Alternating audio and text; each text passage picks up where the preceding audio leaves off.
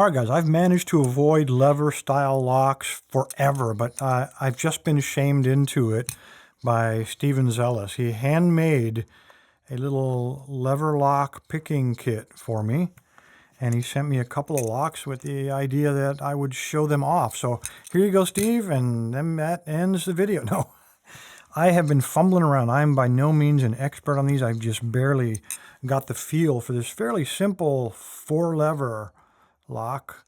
Has a protected keyway. There's what your key looks like.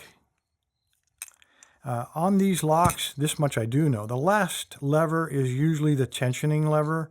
So, and that's kind of a blessing. That way you can tension it from the back, and then it gives you room to work up in the front. If it was the other way around, we'd be screwed. Anyway, it rotates. You can feel it start to engage the levers right about there. So they should be hanging right in here somewhere.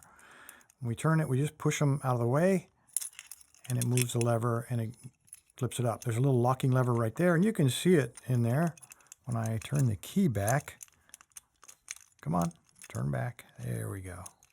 See it pop in place there.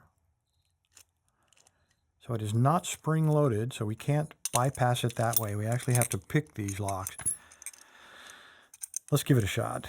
All right, I have been playing with these tools for a little while. I'm going to grab these two guys. I have had some luck, and here's how it works.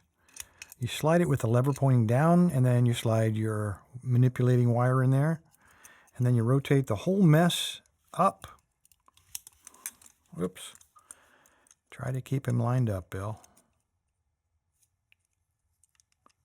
And then you allow your flag to turn to the left. So my flag is pointing off to the left. And that lever, this little piece right here, is tensioning it from the rear. I'm going to hold it like this. And what I found, a couple things, is keep very, very heavy tension on this. I mean, very heavy. You see how my fingers are starting to turn white there. I tried light tension, and that did not work. And then you can actually feel the little levers. That much I figured out. So what I do with heavy tension, I just start jiggling those little levers, and eventually one of them will click, and we'll feel a very slight turn on the core. And that tells us we've either hit a fault skate, and this lock has no fault skates, or we found, there we go, just turned just a little bit right there. So I found the first one.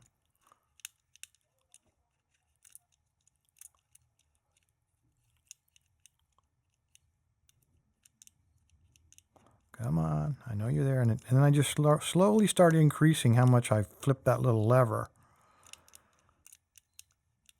And there we go. I got a nice fault set going. I'm going to increase the amount that I rotate that lever again until I find the last one. And there he is. And we rotate it around, and we have an open. It looks easy until you figure out this is only a 4-lever lock, the most simple of all lever locks, and it also has no false gates. For me, at least, this presented quite a challenge, but luckily, Steven sent me a 6-lever lock that I can drag out and see if I can get that one going. Anyway, Steven, there's proof I did use the tools that you sent, and I'm going to get to work on that 7-lever lock. It is a little bit different and requires a different tool, but I'll see if I can figure that out. Appreciate your time, guys. Stay safe, stay legal. Steven, thank you, sir, for the tools. I really do appreciate it.